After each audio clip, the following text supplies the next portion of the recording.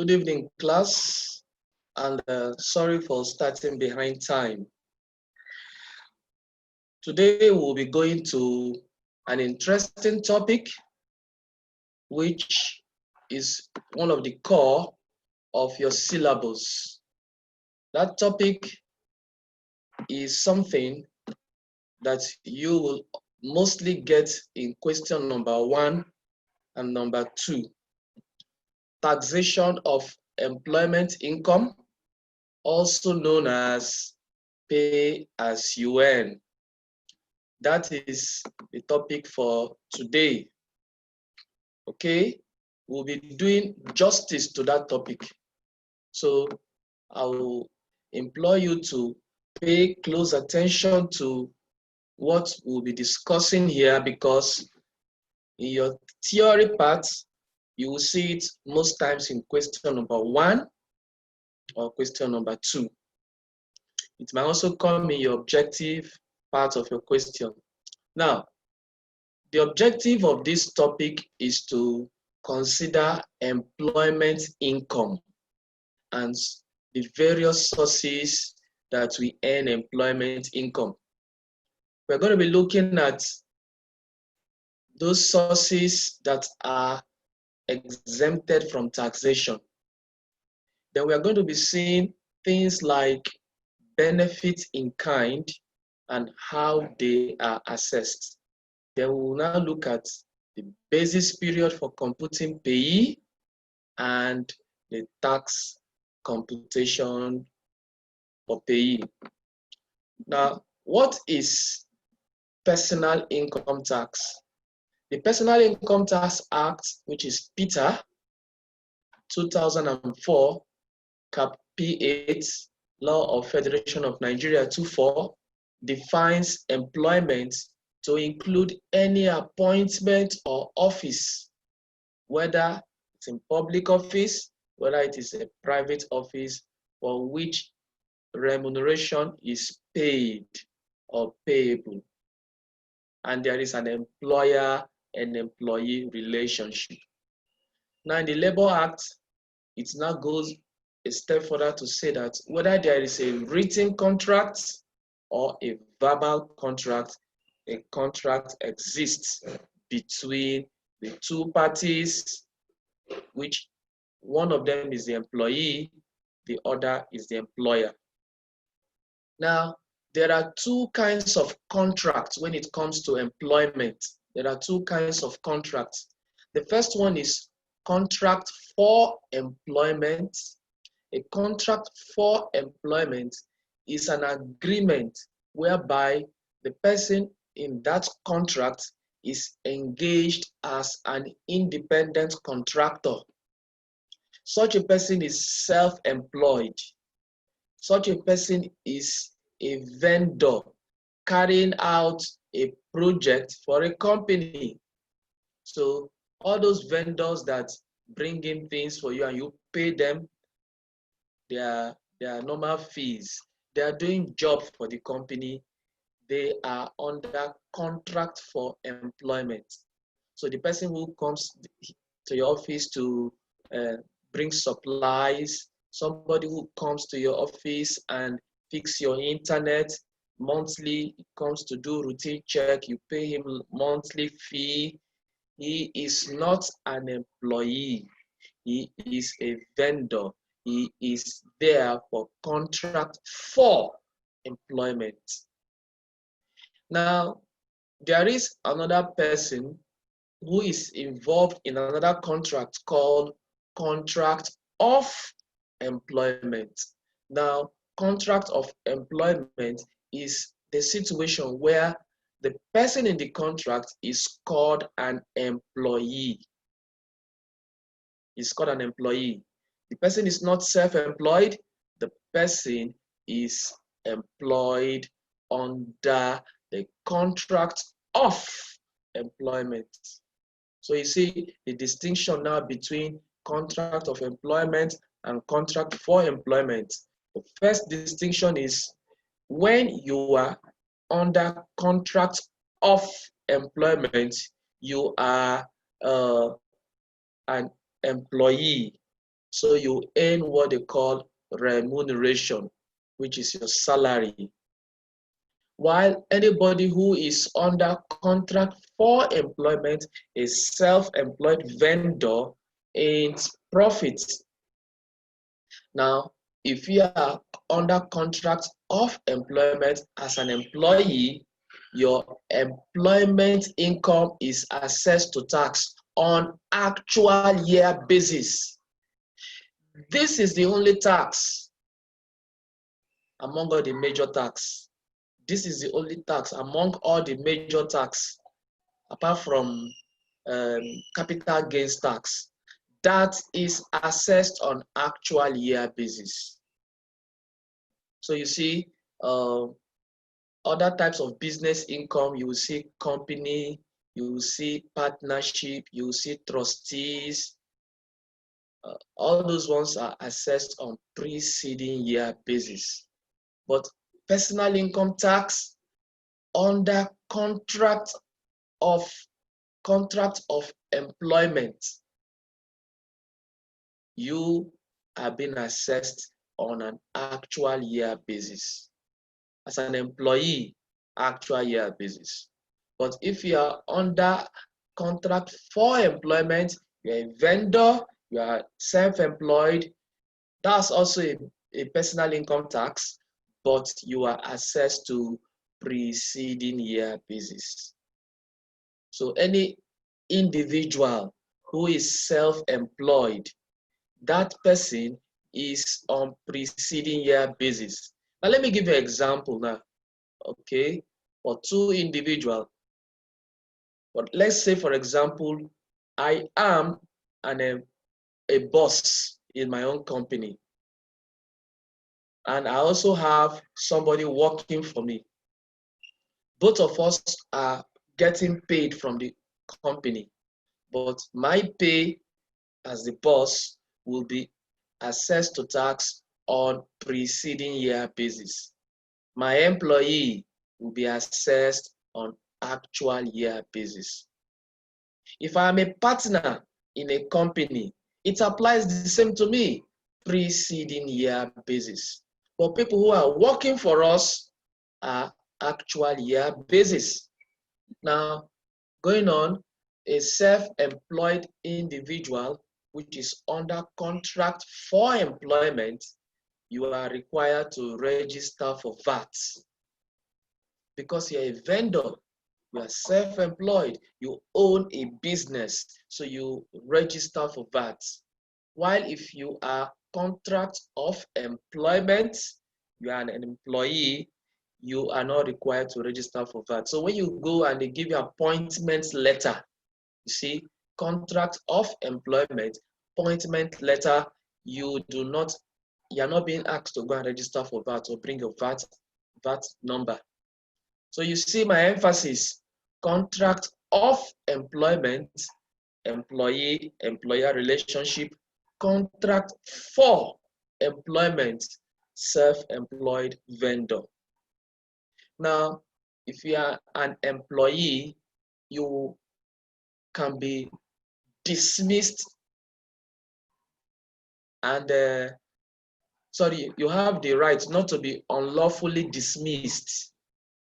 And when you are dismissed, you can receive redundancy payment among other employment rights. You get terminal benefits if you are being dismissed. So they will give you notice to dismiss you if you have to be dismissed. It has to be lawful. But somebody who is a self-employed does not have such rights. We can just write tomorrow and say, sorry, we are terminating your contracts. You know, when somebody is being sacked as an employee, they usually say, we terminate your employment. We don't call it contract, although it is contract of employment. But some people still use that word. But when somebody is a vendor, we usually say, we terminate your contracts. Now look at types of employment. We have Nigerian employment and foreign employment. So who is a Nigerian employee? So what we'll be discussing today is all about contract of employment, employee-employer relationship.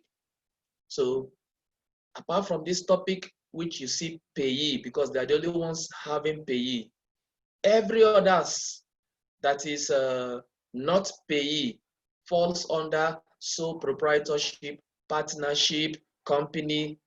All of them are similar. So this is particularly involving employee. Now, Nigerian employment is any person that holds an employment that is not a foreign employment. The duties are wholly performed in Nigeria or partly performed in Nigeria.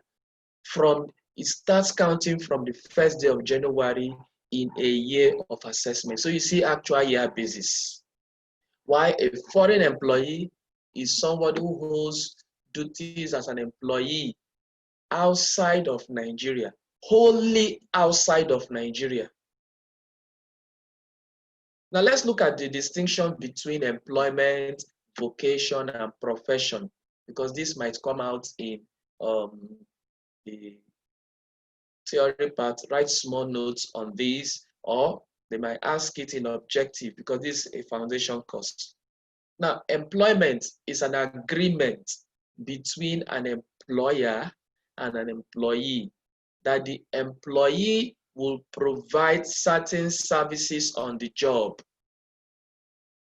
Yes, so the agreement can be verbal, it can be implied in the official contract. Now, there's an employer-employee relationship. Vocation is a specified occupation or profession or trade in which a person is specially drawn or for which he is suited, trained, or qualified. Vocation can either be an activity that serves as an individual regular source of livelihood or as an activity engaged as a means of passing time. So anybody that is having a vocational skill, you can use that skill as a means of passing time or as a livelihood.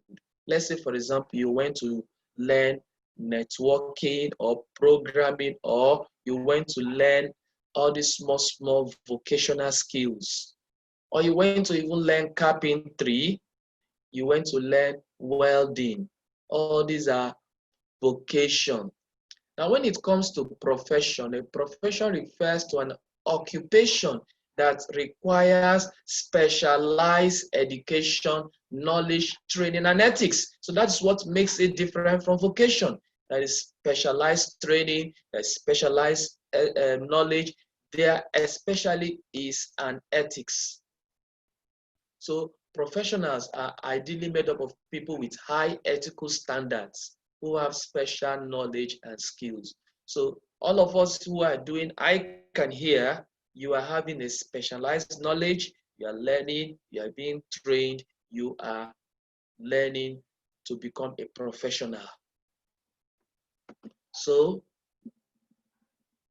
let's look at employment income. What is employment income? So look at it now. Somebody who is an employee, because what do we charge to tax? Is income. So what forms part of the sources of income that accrues to an employee?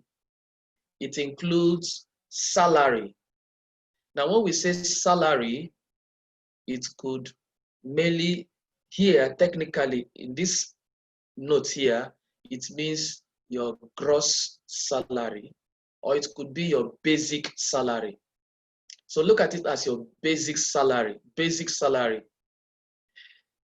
We can also say wages. Those people who are not being paid monthly, they may be paid daily, they call theirs wages. It could also become fee.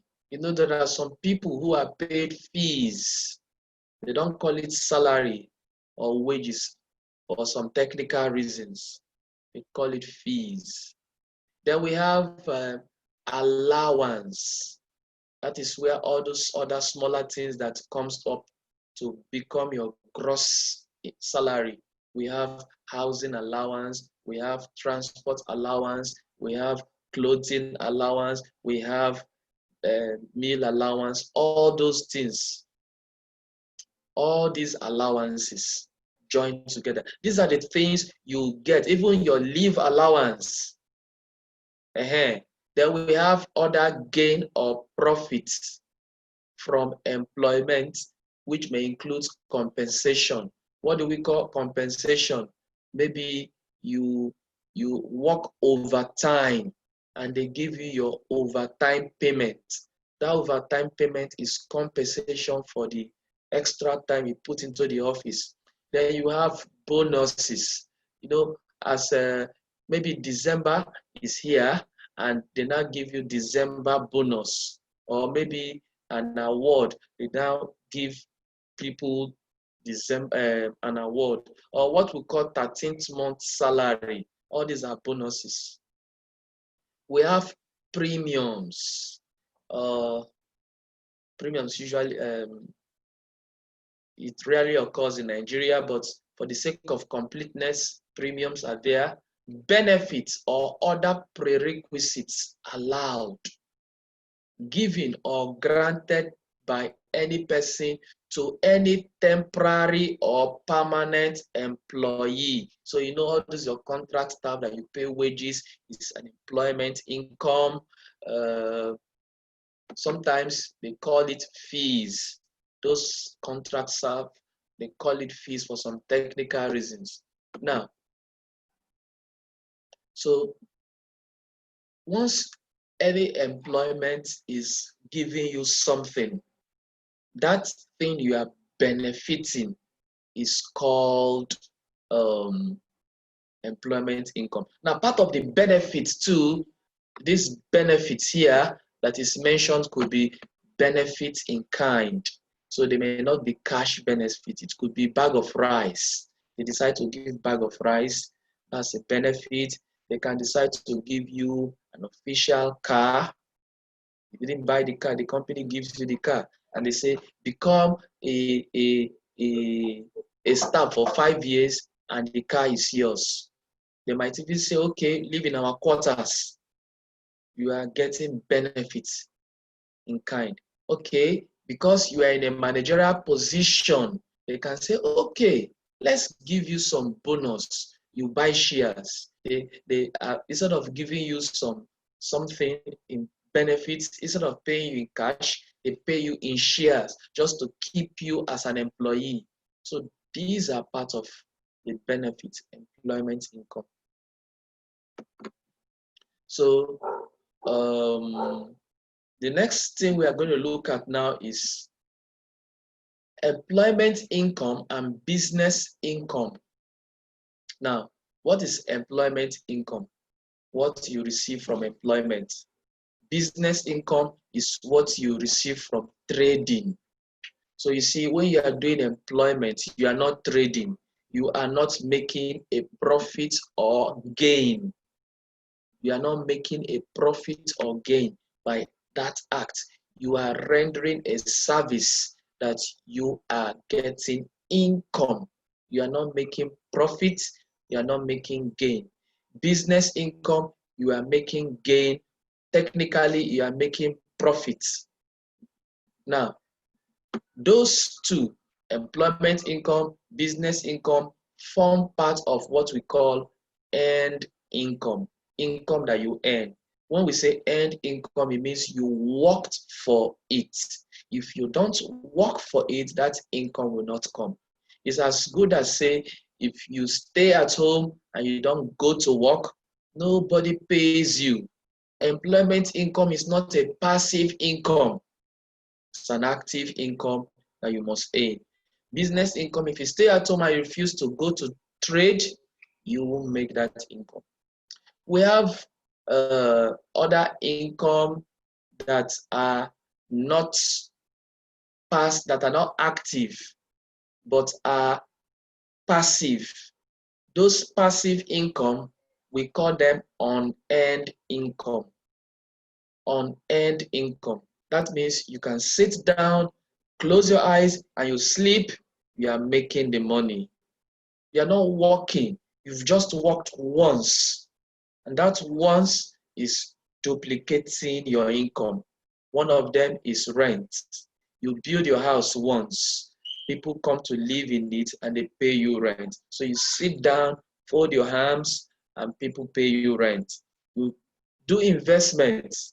You put in money into an investment and it pays you dividends over and over. When I like talking about investments, my mind goes to MMM.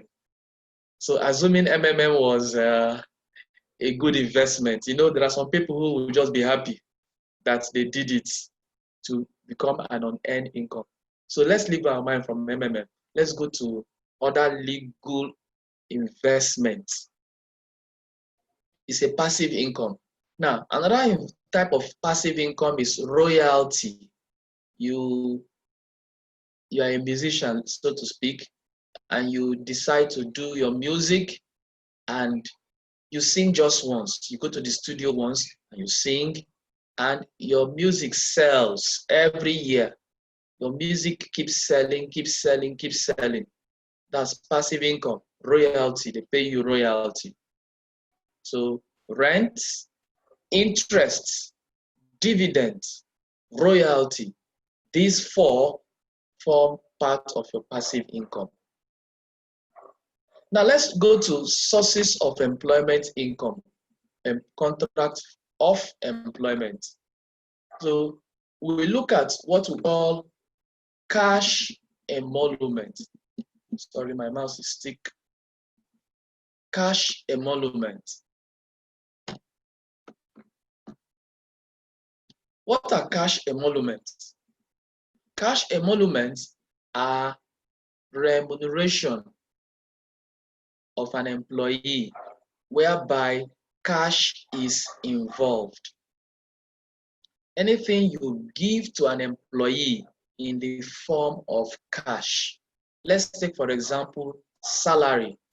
You give the person in the form of cash or bank. You give him check, it's the same thing. Wages, fees. Maybe you give the person allowance in the form of cash, profit, compensation, bonus, share of profits that your employee receive in the form of either you send to his bank account or you send him in cash. This is cash emolument. Now, the non-cash emolument is what we call benefits in kind. So the benefits in kind are those benefits that an employee enjoys that he didn't spend with his money. Now, take note, an employee enjoys those benefits, those luxuries, but he did not spend his money.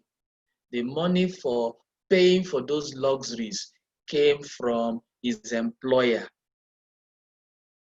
Just as the employer is paying him cash emolument, the employer is footing the bill of the benefits in kind. And so in the eyes of the law, the benefits in kind, because the employer did not pay from his money, it is seen as income in the hands of the employee. Because it is coming from the employer, just the same way cash emolument is coming from the employer, benefits in kind are seen as income in the hands of the employee. What are some of these benefits in kind? Some of them could include furnished living accommodation. Let's say you are a manager in one of the big oil companies, and they decide to give you a lavished, furnished apartment in Lekki. You are not the one paying, but they want to keep you comfortable. They lavish it, they furnish it well. Because the employee did not pay for that, that accommodation and all these lavishes, that all the things they lavish on it is seen as income in the hands of the employee. What about if he has domestic servants? Let's say we have gardener, we have cooks, which are stewards, we have security personnel. All these are domestic servants. The company pays their salary as long as they are not a staff of the company. They are not the staff of the company, they are the staff of the employee. So it becomes income in the hands of the employee. So anything you are paying to those domestic staff should have been coming from the employee, but it's not coming. It's coming from the company. It is income in the hand of the employee who employs those domestic staff. What about official car? You know, those days, how we know official car is you will see the company name on it. But these days, there may be no company name, just be plain car, but it's still an official car. But you know, some people use it for private purposes. So look at it now, use of official car for private purposes. So if it is official car that is not yours, it will not be parked in your house. You will only be using it for only going to work and coming back. So if that is the case, it is not income in your hand. But once it is for private purpose, you want to travel personally, you want to go to your runs, carry your friends and go to parties and all that, it is now for private purpose. This is an income in your hand. Though the use of the car was provided by the company, it is an income in your hands. Now look at installation of AC generator in the employee residence. All these are parts of income in the hands of the employee, and all of these are taxable. Now, benefit in kind will also include such benefits which are provided to the spouse, children, dependents, or guests of the employee. Now, as long as it is not coming from the purse of the employee, it is being footed by the company, and it is not a cash going directly to, it's not a cash emolument. It is a non-cash footed by the company in behalf of the employee. It is an income in the hands of the employee, benefit in kind. How do we evaluate those benefits in kind? You know, cash emolument is so easy. What is the cash value? Put it there. But when it comes to benefit in kind, we have to note this valuation. Now, when you are using an asset, use of assets, when we are talking about use of assets, we are going to be looking at two kinds of assets. One, is it owned by the company? Or two, is it rented by the company? These are the two things. If the asset is owned by the company, let's say we have vehicles, we have plant and fittings, we have furniture, we have a house. Let me leave house for the moment. You have vehicle, you have every other thing, assets owned by the company. All you need to do is take 5% of the cost of that asset every year and take it to be income in the hands of the employee. Let me give you an example. A vehicle is bought for 5 million naira. Okay, let's say 25 million naira for the employee. What is 5% of 25 million naira? 125,000. 120, is it, yeah? 1.25 million. Now, that's 5%. That is what you will charged as income in the hand of the employee. So it applies to vehicles, it applies to anything that is an asset owned by the company. Now, if it is an asset that is rented by the company, if it is an asset that is rented by the company, any rent that is paid by the company, that rental value is taken as income in the hands of the employee. It's taken as an income in the hands of them. So now, if it means that if the employee they rent a house, or let's say they rent a car for the employee, the rent of that car is taken as income in the hands of the employee. Now, if an employee has used this money to refund any rent that is made by the employer, then it doesn't count again as income because it is coming, it has been refunded. But let's say the employee refunded half or 75%. If he refunds 75%, the remaining 25% unrefunded will be seen as income in his hands. Now let's deal with, why is this thing stiff now? Let's deal with accommodation. Let's look at accommodation.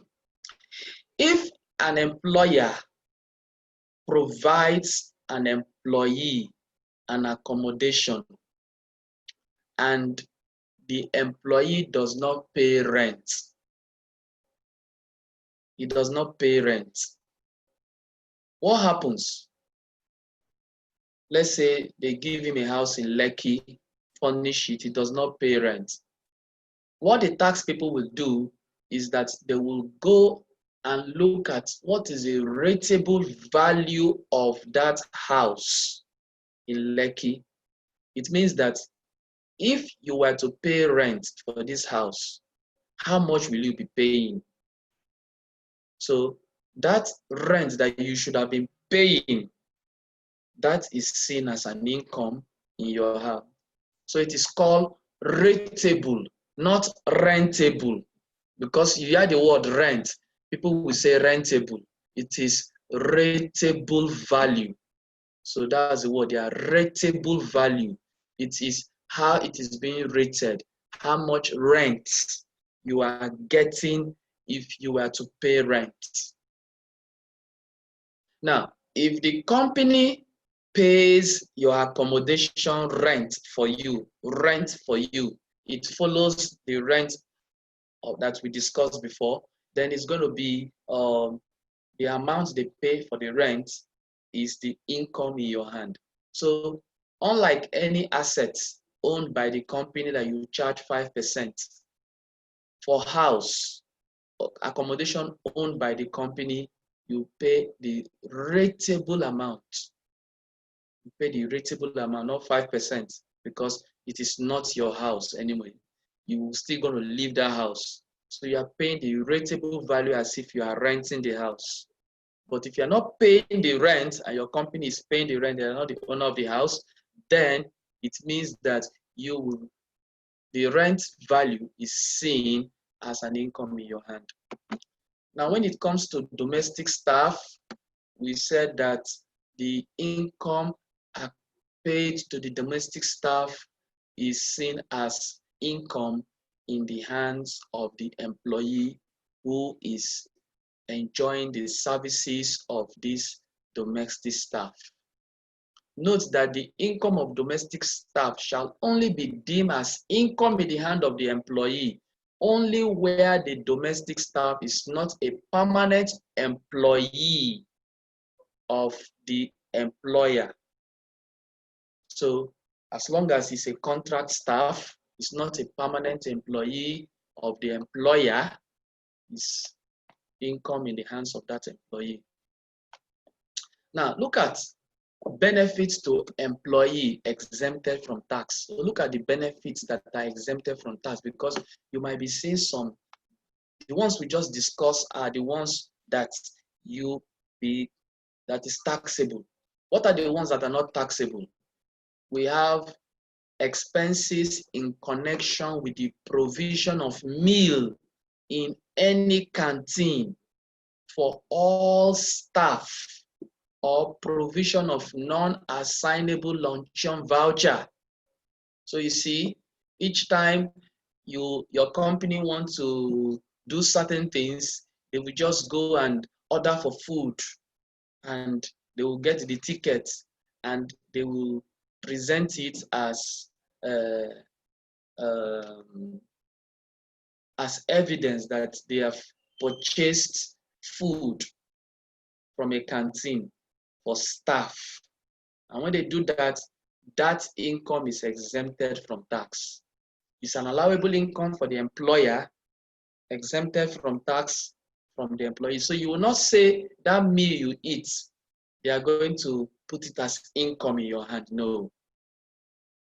What about uniforms? When you provide uniforms and protective clothing, maybe you are an army personnel and they provide uniform, they provide overall, working in hospital, yeah, they give you protective equipment, PPE, personal protective equipment. They are not charging you tax based on it. Now, expenses connected with employees' change of residence as a result of change in his employment, e.g. transfer. So when you are transferring somebody from Lagos to Abuja and he's going on that transfer, the transport he spent is an expense that is connected with change of residence. So he's packing his load and he's going, and the company pays for that. Yes, it is exempted. Now, these are benefits that are exempted. It is different from what we call relief and allowance. So benefits that are exempted will not come into the tax net, will not come into the tax book, will not come into your books as if you are earning income. It is exempt. Now, reliefs and allowances are meant to reduce your tax burden. Now that means you must have calculated how much is your income. Those things that form your income will be cash, emoluments, benefits that are taxable. You add them together, you get your gross emolument. Now, you know your gross emolument will not include your benefit exempt from tax. Now, from your benefit exempt, from your gross emolument, you're supposed to be charged tax. But we will now remove what they call relief and allowance. So this relief and allowance is not the kind of allowance that you get from your salary, that they call housing allowance, clothing allowance. All those ones are income. These are allowances that you enjoy. These are allowances that the company pays to you. The allowances we are talking about is what you yourself spend. We call them allowance because they reduce your tax burden. We called those other ones before allowance because the company is allowing them to you. These are allowances from the company to you. But these ones here are allowances enjoyed by you, expenses paid by you, which are allowed. What are some of these allowances? These allowances are tax-exempt deductions. We have about 4 or 5. The first one is called Consolidated Relief Allowance, what we call the CRA. In the exam, you will never be given the CRA. Your understanding of payee will be tested with this CRA. They will never give you. You are the one that will find CRA. compulsorily you must find it whenever you are considering pay as you earn. So what is CROA? CROA is 200,000 naira or 1% of your gross income, whichever is higher. Now, after considering that part, you will now say, after choosing the higher of that, you will now add 20% of gross income. Now, let's do one small exercise. Let me get my calculator here. Now, look at 10 million naira. Let's say you are giving 10 million. Why is this thing stiff? 10 million naira. This is 10 million naira. I want you to look for 1%. 1% means 1/100. That gives you 100,000. So you see, 1% of 10 million is 100,000. When you compare it with the flat rate of 200,000, 200,000 is bigger. And so 200,000 is taken. Now, when you have 25 million and you look for 1%, you see 250,000 is here compared with 200,000. You see 250,000 is bigger than 200,000. So you take 250,000. Now, let's assume you have 20 million. Look for 1% of 20 million. 1% of 20 million is 200,000. And you look at here, 200,000, 200,000. So you just pick one. So I came up with this theory. In the exam, once your gross income is below 20 million, once your gross income is below 20 million, just take this 200,000 and add it with 20% of your gross income. Chicken, but once your gross income is 20 million and above, just look for 1% of it. So the benchmark is 20 million. So you can imagine, after looking for 1% of 20 million, you go and look again for 20% of 20 million. So all you would simply say is 20% of 20 million, which is 4 million, you add it with 200,000, you see, to give you 4.2 million. But I will tell you that don't, for the sake of time, don't go doing that.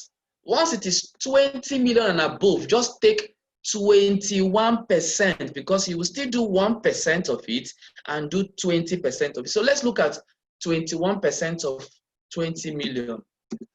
21% of 20 million will give you 4,200,000, the same thing. So you see, you should be concerned when you see any income, gross income less than 20 million, just be looking at 200,000, take that one, then you find 20% of that gross income and add it to 200,000. But once it is 20 million and above, just do 21% and just move on. Now, gross emolument here means, we said, wages, salaries, including benefit in kind, superannuation, gratuities, any other income received by reason of employment. You see, gratuities is there. They didn't, and it could also include pension. Gross income means all income from whatever source, unless excluded by law. Gross income is not limited to cash. It includes income in any form, whether money, property, or service. So you see, benefit in kind is there, employees, and all that.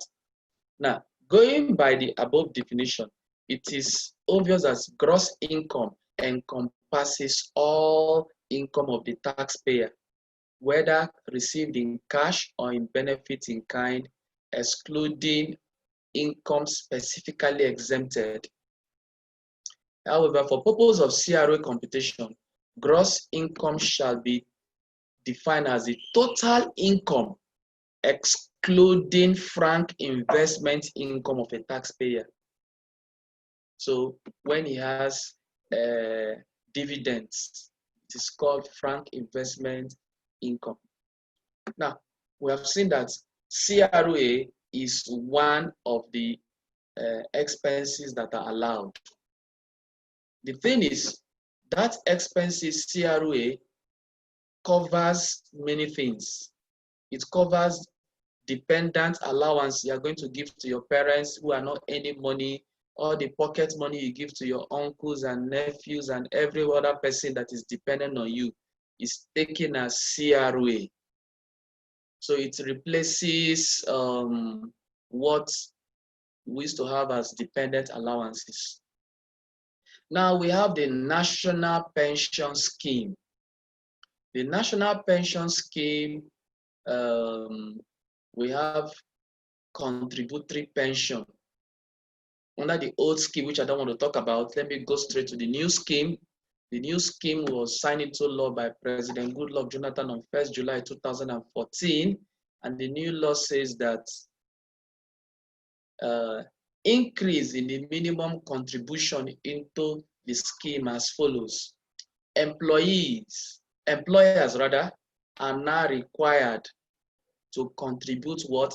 A minimum of 10% of their employees' monthly emolument. So that one will be coming from the purse of the company. Then from the purse of the employee, they should take 8%. That means they can take 15%, 18% total. So a private sector entity would now be subjected to the scheme where it has 15 or more employees. So you see, if there are less than 15, you may not need to get, what do they call it? Payee, pension scheme. Now, it is voluntary on your part if you want to, whether you are less than 15 or so, it is voluntary. Now, the Act now imposes 10 years jail for persons found guilty of misappropriating pension fund. Now, we've looked at it, 8% of your emolument. But technically speaking, it is computed as 8% of your basic salary, transport allowance, and housing allowance. But you know, some people usually manipulate so that they will not pay high. You know, some employers will just decide to play smart. They will give you your basic and they will make your transport allowance very small, make your housing allowance very small. All other allowances will be bigger, but you will still get your gross. But you know, how much are they paying to your pension scheme will be small. How much they are charging you to your pension scheme will be small. How much they are paying to your pension scheme will be small. That's loopholes in the law. So some people decide to do 10% of 8% of your gross income. But technically speaking, it's 10% of BHT, basic housing and transport. All right, we'll go to National Housing Fund contribution.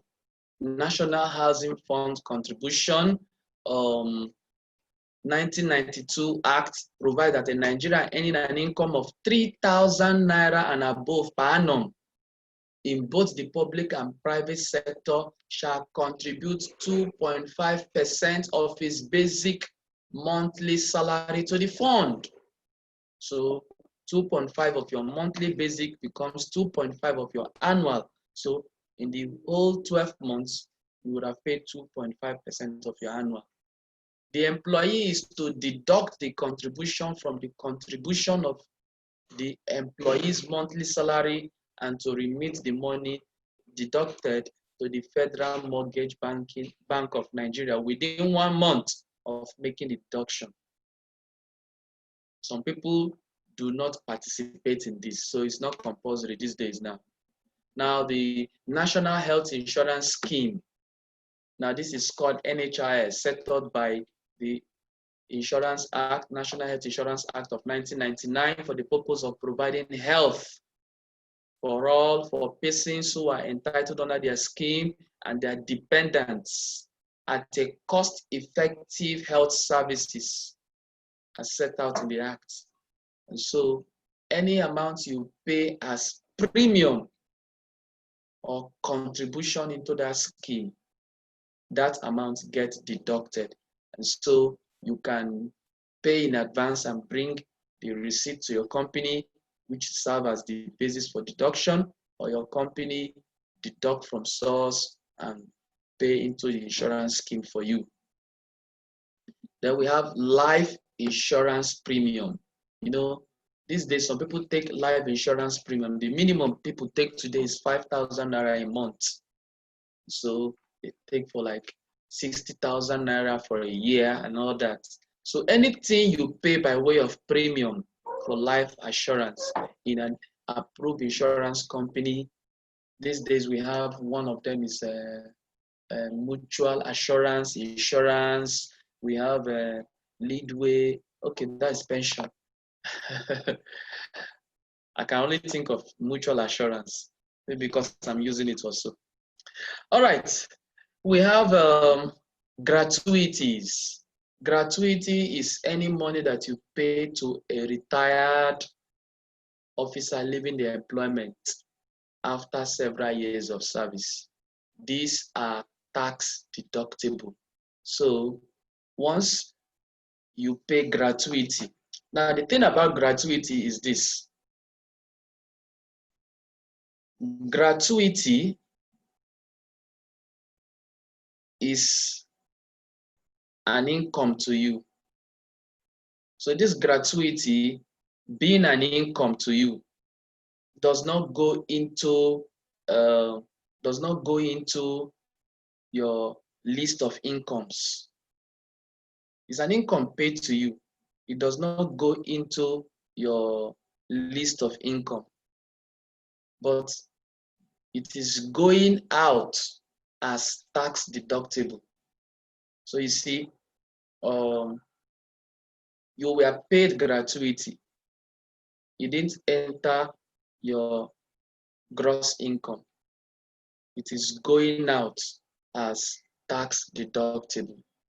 You receive money, but you are deducting that money from that didn't come and show your account as a tax deductible allowance. Now look at the rate of tax. The rate of tax is as follows. This is how the tax law states it. But you may see it in your exam another way, that the first 300,000 will be charged at 7%, but it is said here now for every 1 naira, for every naira of the first 300,000 naira, it means now that they are charging you 70 kobo per 1 naira. What do they mean by 70 kobo per 1 naira? It means 7%. It means for every naira you earn, when you get up to 300,000 naira, they are charging you 70 kobo per 1 naira, which is 7% for the first 300. So the next 300, they are charging you 11%. So you see now that this is what we call progressive tax. we stated this when we are doing types of tax. We said progressive. So it has progressed from 7 down to 24. Now let's do something. 2 people are being paid 300,000 naira yearly. So that means that the first man that is earning 300,000, when you charge 7%, it means for the first man, he's paying a tax of 21,000. The 2 people will pay 21, that is 42,000, right? But assuming one man alone is earning 600,000, which is the 2 people's salary combined, that one man that is earning 600,000 will pay 21,000 for the first 300,000. Then for the next 300,000,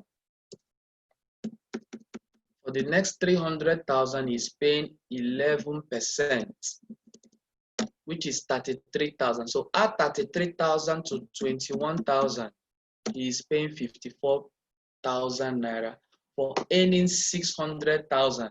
Why 2 people who are earning 300,000 are paying 21, their combined tax is 42. So you see how it is progressing. The more you earn, the more tax you pay. Now let's look at minimum tax. Minimum tax is chargeable when an individual earns less than 1% of his, an individual where there is no chargeable income for an individual, or where the tax payable for that individual is less than 1% of his total income. So in that case, you will be charged 1% of your total income. So if you look at it now, that when you are not making an income, I don't think it is possible not to make an income in your employment.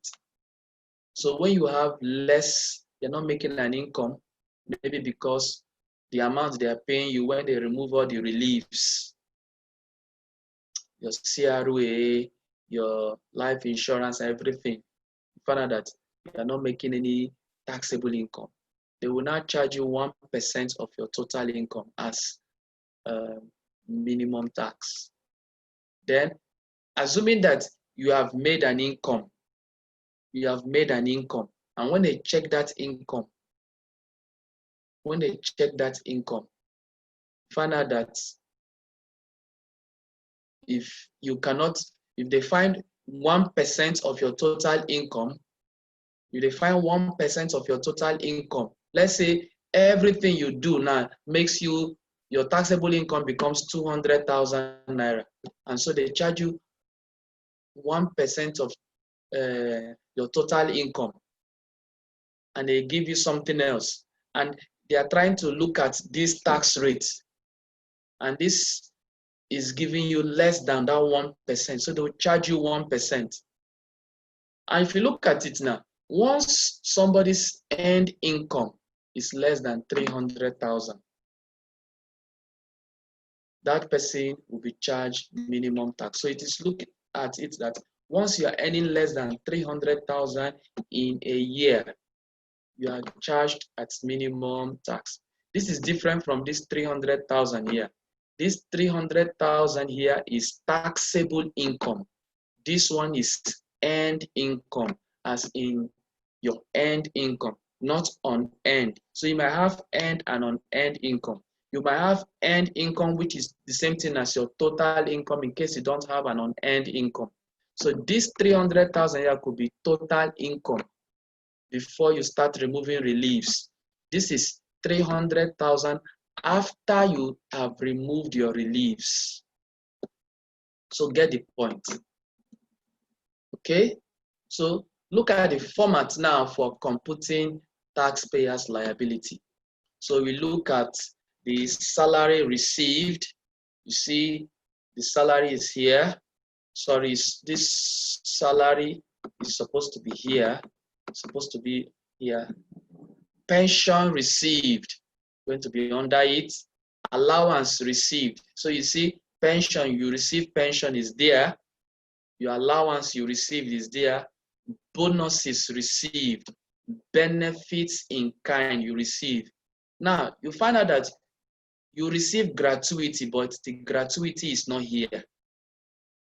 But you'll be saying, but I received gratuity now.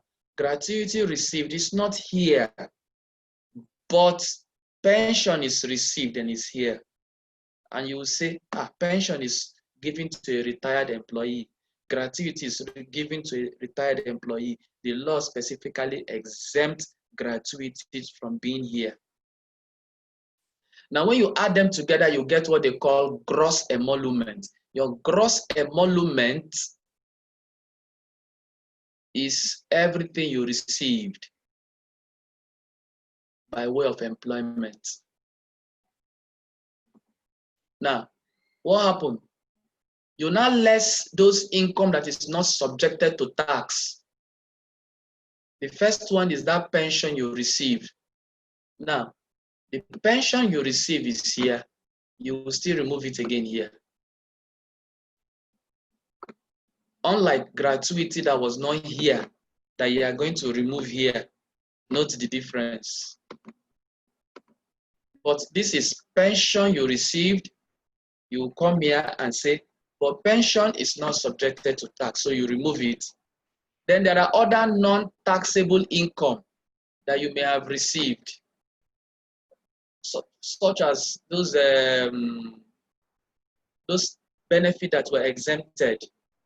If you put them here, you have to remove them here. If you don't put them here, then they will not appear here. Then this one will be gross income. Now, I am taking the liberty that there is no unearned income. Otherwise, here will become earned income. Then you start putting your unearned income. But for the sake of employment, you don't do earned and unearned income because your employer does not know whether you are a landlord in your house, whether you own investment. It is those who you do that on your own. So this is your gross income. After getting your gross income, you start removing your reliefs and allowance. The first one is CRA. Then you come to your pension contribution. In one of the workings I did here, you see that the minimum contribution is 8%. But some people usually pay less than 8%. For the sake of tutorial, I do the two. And I tell you that the one that should go here is whatever you contributed. Then there is housing allowance. Whatever you contributed should go there. The same thing here goes here. This life insurance is supposed to be here. Sorry, goes here. Then your gratuity is supposed to also be here. It goes here. You add everything. This one is supposed to be here to less it from your gross income to get your chargeable income. Is this chargeable income that is subjected to tax? It is from here you will now say your first 300 gives you 21,000. The next 300 gives you 33,000. Next 500 and all that. Now the balance will be the full amount here minus 3,200,000. Why are we minusing 3,200,000?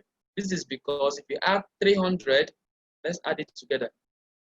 You say 300 plus second 300 plus the third 500 plus the next 500 plus 1,600,000. It gives you 3,200,000. So that means you have taken 3,200,000 out of his money. So the remaining amount minus 3,200,000 will give you the remaining one that you'll be charging at 24%, which would be, that's why I say XXX here. Then total tax payable when you add everything is this. Then if there is any withholding tax you suffered, This is the time you less it. You have suffered withholding tax. Then, if there's final liability, is your tax payable minus withholding tax, that is your tax liability. Let's look at a question here to see how we, what we gain from. So let's go here. Let me see if I can open here to page 10. Okay. All right.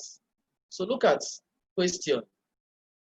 Mr. David Olaleye retired from the employment of the Ministry of Water Resources, Ogun State of Nigeria on 31st December 2012.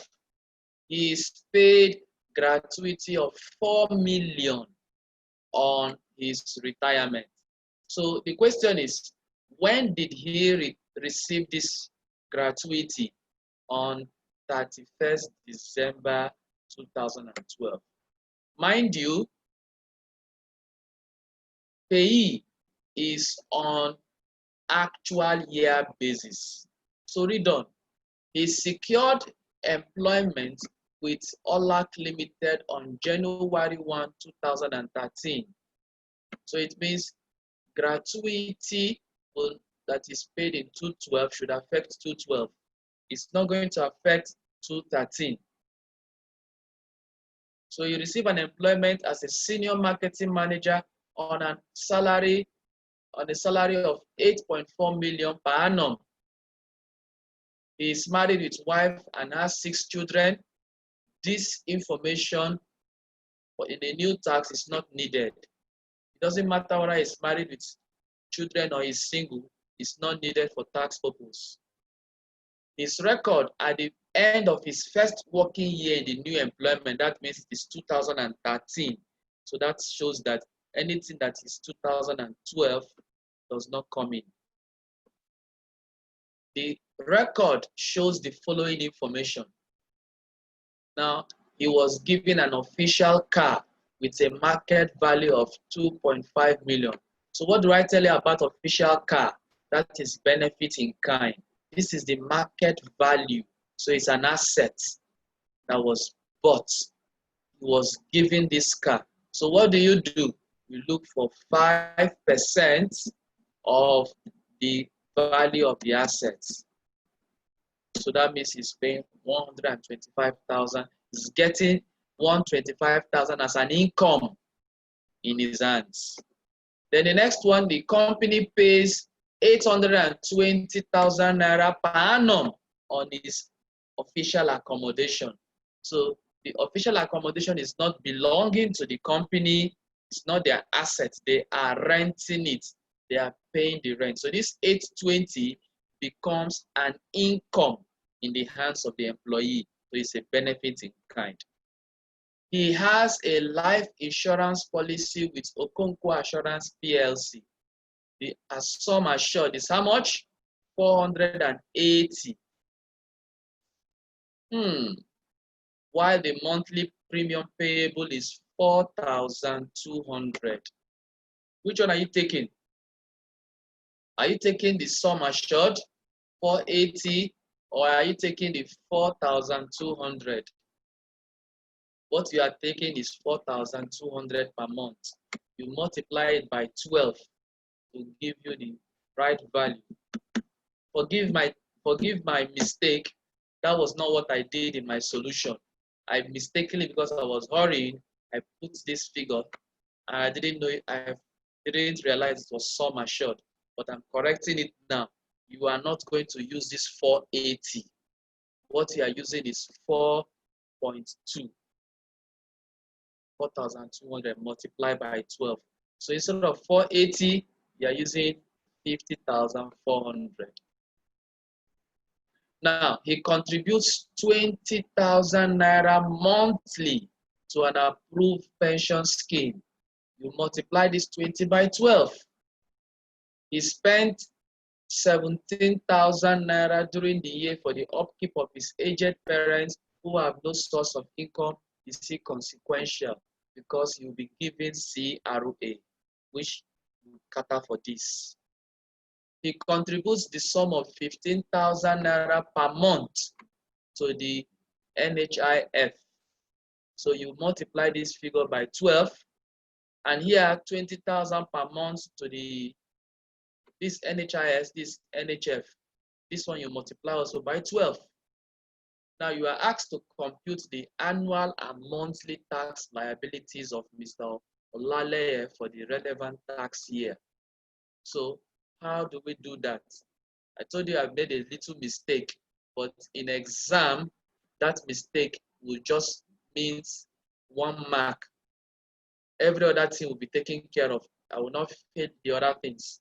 But so that is what I want you to give. I want to build the confidence. Even if you make a mistake, don't go and start canceling everything. Just leave it. Because of 1 mark, you want to spend 10 minutes on something that you would have done to get more marks. Because of 1 mark, you want to correcting of getting 1 mark.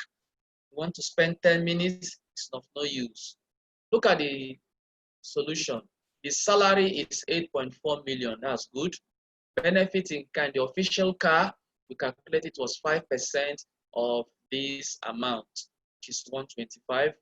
Official accommodation, the company pays 820,000 naira for him.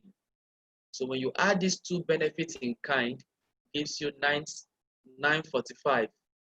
When you add it to this 8.4, gives you 9.345 million. Now you go to the reliefs. The first one I told you, this CRA will never be given to you. You are the one to find it. So it's a higher of A and B. A is a flat rate of 200,000. B is 1% of 9.34 million. And I gave you one golden rule that as long as this figure here is below 20 million, you will always be choosing 20,000 as what to be used. So you see, choose a higher figure, see that 20,000, 200,000, I mean, is the one choosing here. Assuming it was 20 million and above, we found out that you choose the 1%.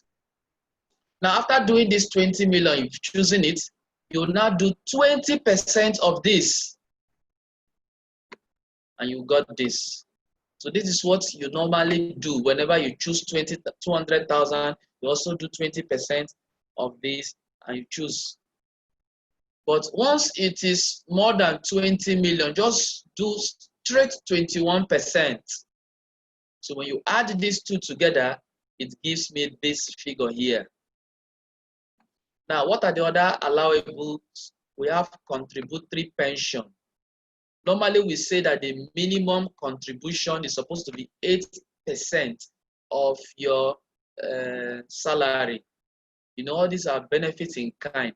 It's not included in your salary. So I did 8% of this because I didn't know which one is the transport, basic, and housing. I just do the 8% and I get 672,000. But look at what he actually contributed. They say he contributed, what are we doing? We are doing pension. He contributes 20,000 naira monthly to an approved pension scheme. So when you do that, 20 times 12 is 240. You see that this 240 is lower than this. If it were to be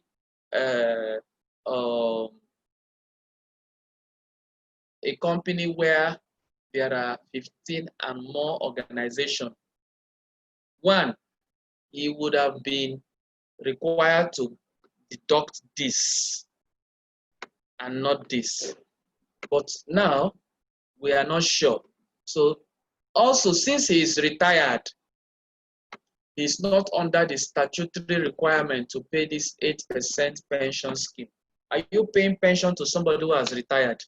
So you're not going to pay pension to somebody who has retired, who has collected his pension.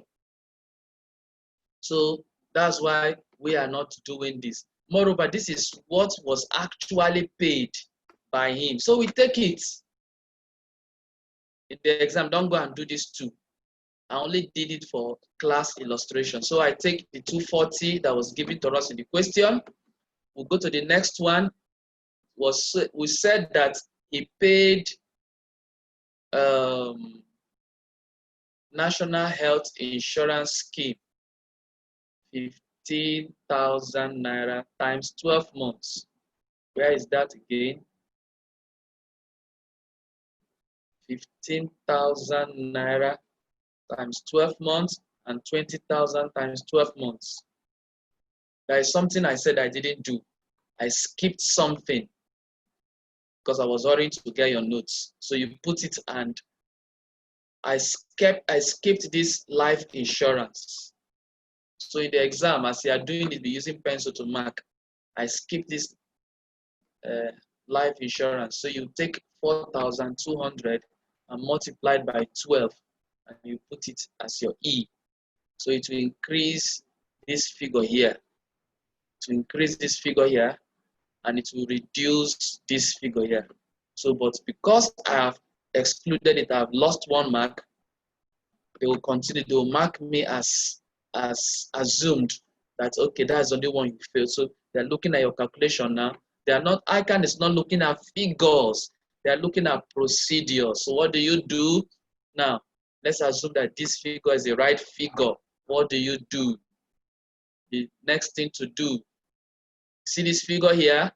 It must also be this figure here. So you do your first 300, 21,000, next 300, 33,000, next 500, 75,000, next 500, 95,000, the next 1,600 at 333,600, 336,000. Then the difference between this figure and 3,200,000, you charge it at 24%. Gotten this as your answer. So what happened is that you add everything together, and this is what you get as your total tax payable annually. The question asks us to do what? Compute the annual and monthly tax.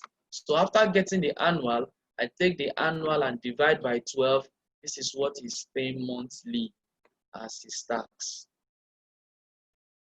But you see that if you decide to put that thing I omitted, thank God I even omitted it, so that you will go and correct it and show your competence.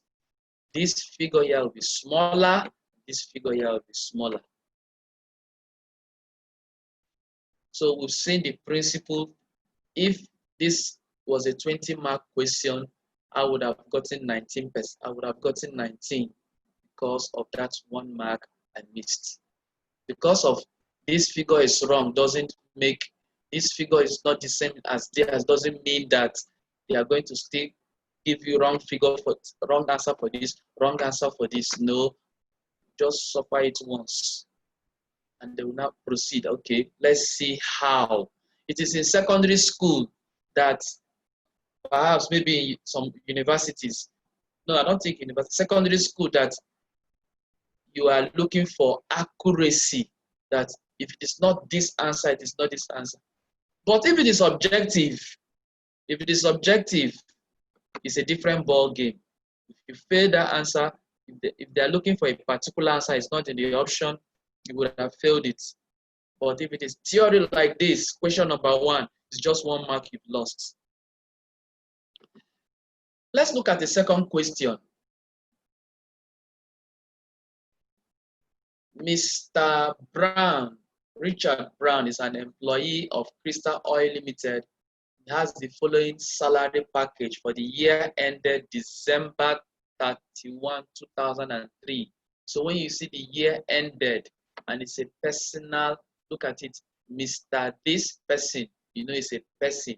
And they now use the word employee, you know it's payee you are doing. And once you do that, look at the year ended. It must be December 31st, actual year basis. These are some of the things you get from the first paragraph. Now look at his salary. Salary is 6.5 million. That's his salary. And because they didn't tell us basic transport and BHT, basic housing and transport, I'll be tempted to calculate pension based on this figure. Okay, he enjoyed the services of 2 domestic servants. So notice this word is 2. So don't go and say 1. It's 2. So they give you domestic servants 200,000 naira each. So you multiply it by 2 to get 400,000. And a night guard. So it's 1. So you bring this figure as 150. That's the income in the hands of the employee. Now, he collected the sum of 88,250 during the year as reimbursement of traveling expenses for visiting oil fields. What do we classify it? Is a reimbursement. He must have spent that money. Now, as he's spending that money to be out of pocket expenses, he's supposed to be reimbursed and he's being given that money. So it's not an income in his hand. This is not an income. It's something that he has spent before and they are giving him back. The company is supposed to spend that transport for official visiting of oil fields. So this is not going to appear anywhere as income. It's going to appear in the company's books as expense, but it's not going to appear anywhere as income nor as expense for him.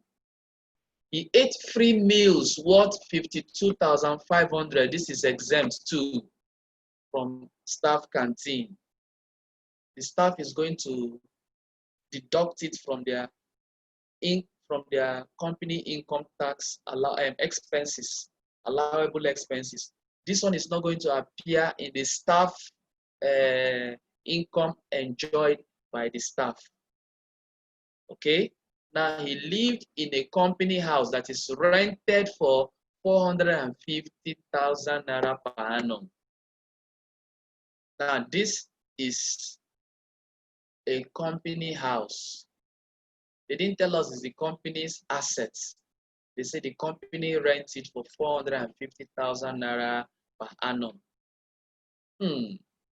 That means that if the company is paying that amount, that is what he is going to pay and is going to enjoy as income in his hand. So, but it's not automatic. If they compare what his company pay as income, as rent for that house, if the tax authority do a check and they find the rateable amount for that house, if it is higher than 450, that is what the tax authority will take, irrespective of how much the company pays. If it's smaller, that is what the tax authority will take, irrespective of what the company has paid. But if they are silent about the rateable value, then this is what the rateable value. He used an official car purchased at a cost of 3.4 million. We look for 5% of this money, and that's the income in the hands of the employee. Now, further information about him: he is married with wife and 2 children of school age. This is not important. He has an aged mother who he maintains with 30,800 per annum. Not important. He paid the sum of 48,000 naira for what? Life insurance premium.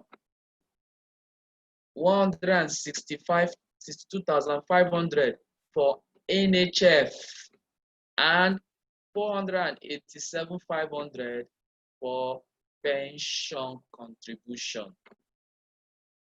Once again, I was tempted to compare this figure with 8% of this figure. And look at what I did here. 8/100 times 6,500,000. So this figure is bigger than this figure. here.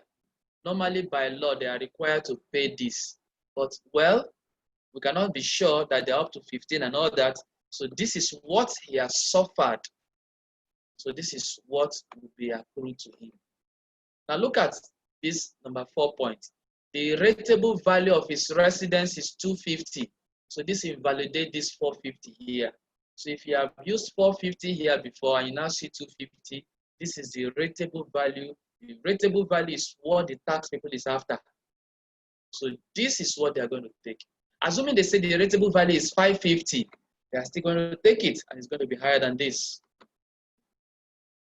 Required. They said calculate the statutory total income of Mr. Brown. Determine his taxable income. Compute his tax liability, tax payable for the year. How did I solve it? Okay, let's rush through it.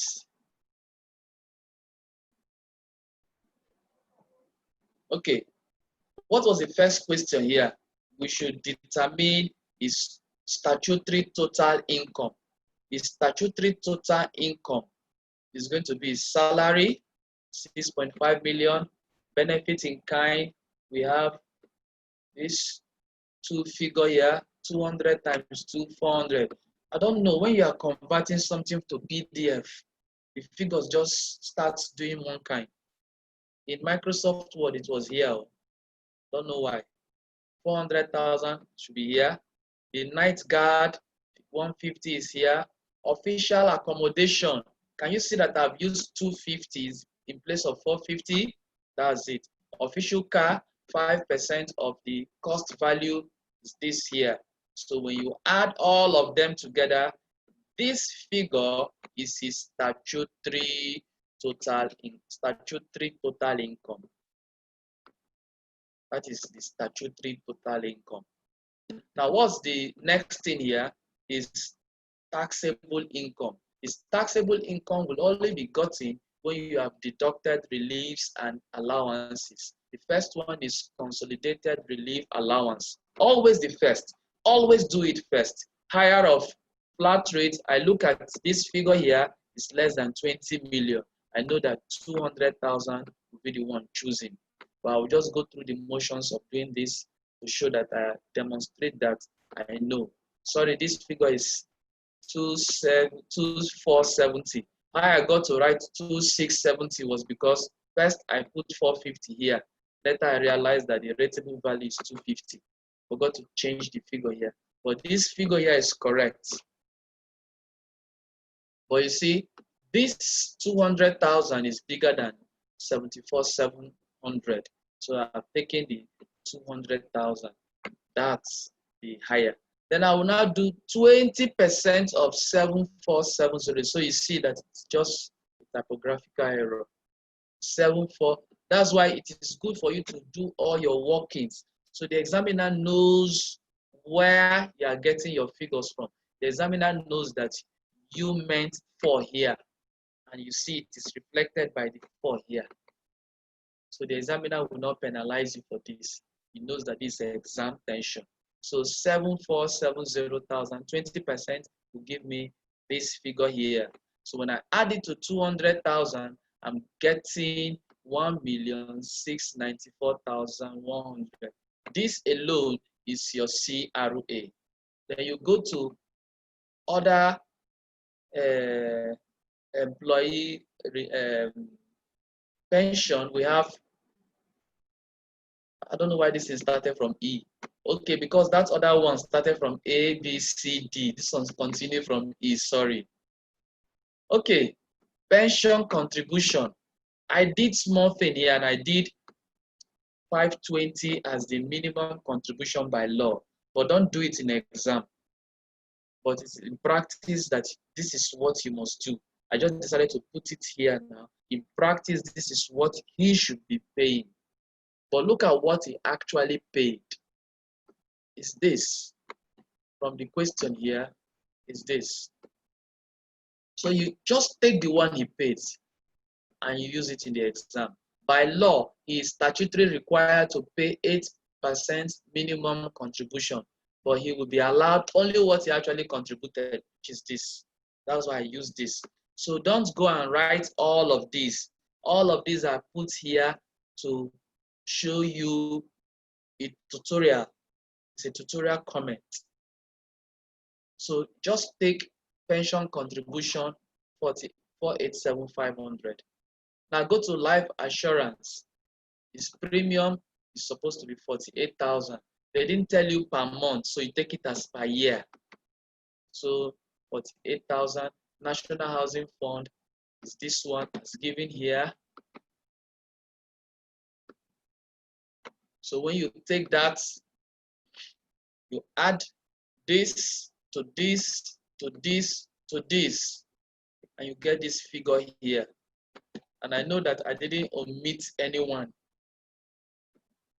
So you less this figure from your gross emolument or your statutory total income, from your allowable release and allowances. So this is your taxable income. This figure here is your taxable income. Now that's the second part of the question. Now the third part of the question is to compute his tax payable for the year. The tax payable for the year is so simple. And I told you that since it is more, if this is more than 3.2 million, you know that it will reach the ending. So you take this figure here, when you are doing everything, this must also be this figure. As long as it is more than 3.2 million, you're going to minus 3.2 million from it. So you do the normal thing we do.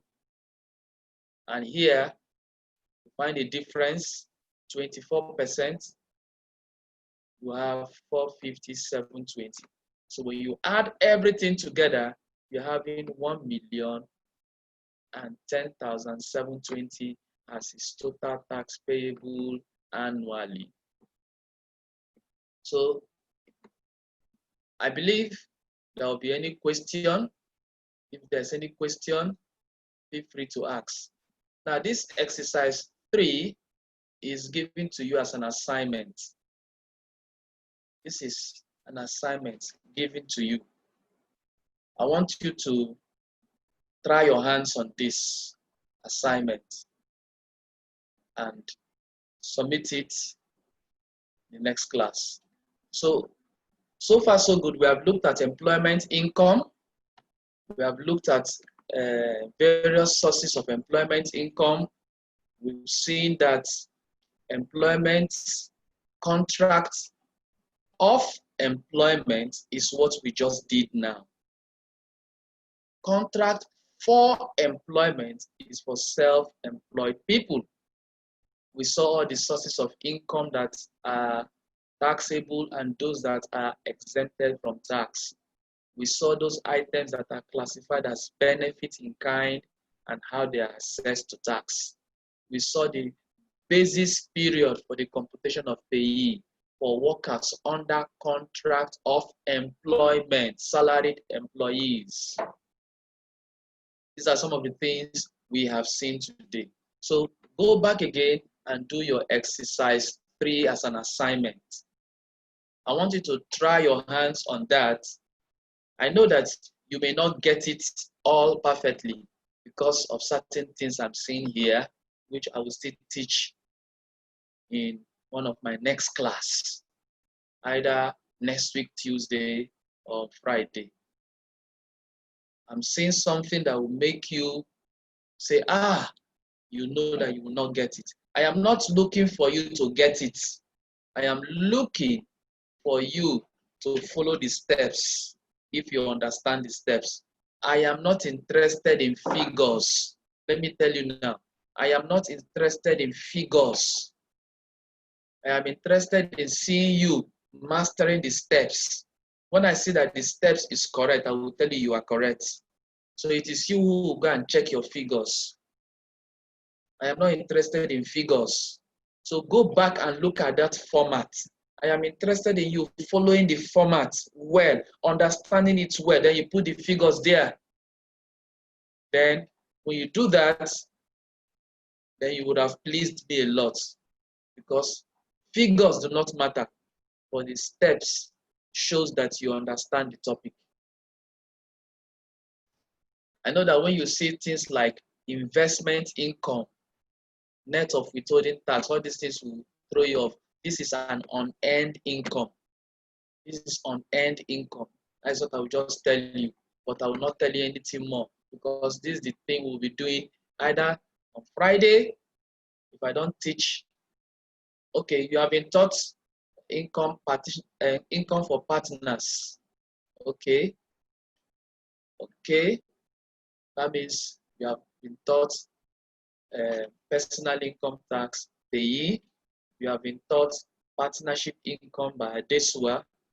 Okay, that means that it remains in investment income, then company income tax, and taxation of trusts, settlements, and estates. Anyway, let's see. If it is possible, we may do this. We may do the topic I'm talking about in the next class. Let me see if I have any question from you guys here. As usual, there is no question. And if you have any question, feel free. Okay, for a company that earns 400K, what rate applies to the remainder? Oga, that is asking me what rate applies to the remainder. I gave you, is it Oga? Let me check if it is Oga or Madam. It's Oga. I gave you an example of somebody who earns 600,000 and two people who earn 300,000. What did I do? The person who earned 300,000 alone, we did 300,000 at 7%, and we say 21,000. So two of his colleagues, him and his colleague earning 300,000, we are taking 21,000 as tax. The man that is earning 600,000, we did the first 300,000 at 7%, which is 21,000. The remaining 300,000 that will make it 600, we charge it at 11%. That is what we call graduated. The second 300,000 is taken at 11%, which is 33,000 plus 21,000 is earning 54,000. So I want you to do the 400. What do you think will be? How will you treat it? You would have taken the first 300. What do you think you will do to the remainder? Give it to me as an answer in WhatsApp. Taking from this example I've told you in 600, I want you to answer that question. If it is 400, what will you have done? Give it to me the answer in WhatsApp. Let me see how you grab this 600,000 on I gave to you. That's a question. It's a nice question. I like that. But I want us to also be actively involved. What do you do to the remaining 100K? I know you know the answer now. Thank you so much for the nice class that we've had today. So the next class will be using this platform. And I know that some of us will be learning MI. So let me leave the class now so that you can attend to your MI. See you tomorrow for MI, for those taking MI, and see you on Friday for tax, for those taking tax. Good night, class.